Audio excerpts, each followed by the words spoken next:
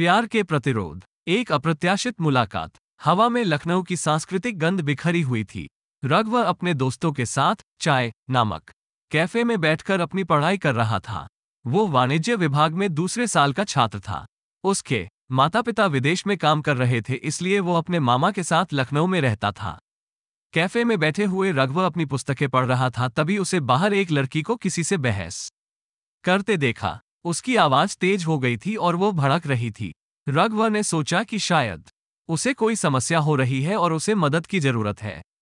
वो उठकर बाहर निकला और लड़की के पास गया। क्या बात है, कोई समस्या हो रही है?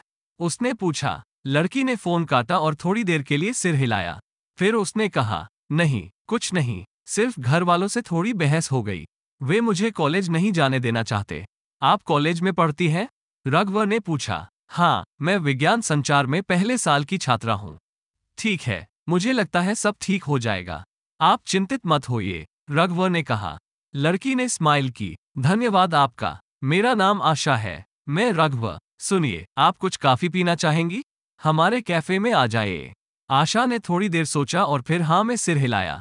रघुव ने खुशी से कहा, चलिए। तो वे दोनों कैफे के अंदर गए। रघुव ने अपने दोस्तों से आशा को परिचय करवाया। सबने उसका स्वागत किया। पावर्ड बाय डूबवर्स। पूछा, पावर्ड बाय डूबवर्स। अच्छा, आपके परिवार वाले क्या करते हैं? मेरे पिता बिजनेसमैन हैं और मां गृहिणी। मैं उनकी एकमात्र संतान हूँ। मुझे लगता है ऐसे ही परिवारों में बेटियों पर ज्यादा दबाव होता है, रघुव ने कहा। बिल्कुल सही कहा आपने। वे चाहते हैं कि मैं सिर्फ घर पर ही रहूं और कोई काम न करूं। लेकिन मैं अपनी पढ़ाई पूरी करना चाहती हूं, आशा ने बताया। आप बहुत सही सोच रखती हैं। मैं आपकी बात से पूरी तरह सहमत हूं। आप अपने सपनों को पूरा करें, बाकी सब चिंता मत करिए, रघुव ने कहा। इस तरह उन दोनों की बातचीत शुरू हुई। कई मुद्दों पर विमर्श करते हुए समय भी तीव्र गति से बीतने लगा। रघुव को आशा में कुछ अलग और रोचक नजर आ रहा था। उसकी बातों से उसे पावर्ड बाय डूबवर्स रोमांटिक रुझान दिखने लगा था।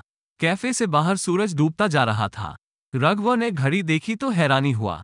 भगवान, कितना पावर्ड बाय डूबवर्स। आशा ने हंसते हुए कहा, हाँ, मुझे भी अब घर जाना चाहिए। धन्यवाद कि आपने मुझे अपने साथ बुलाया। मुझे यहाँ बहुत अच्छा लगा। मुझे भी आपसे बातें करके बहुत मजा आया। हम फिर से मिलेंगे, रघुव ने कहा। इस प्रकार रघुव और आशा की पहली मुलाकात बेहद सकारात्मक रूप से समाप्त हुई। दोनों के मन में एक दूसरे के प्रति अनोखा आकर्षण उत्पन्न हो चुका था। क्या ये आकर्षण कभी प्रेम में बदल जाएगा?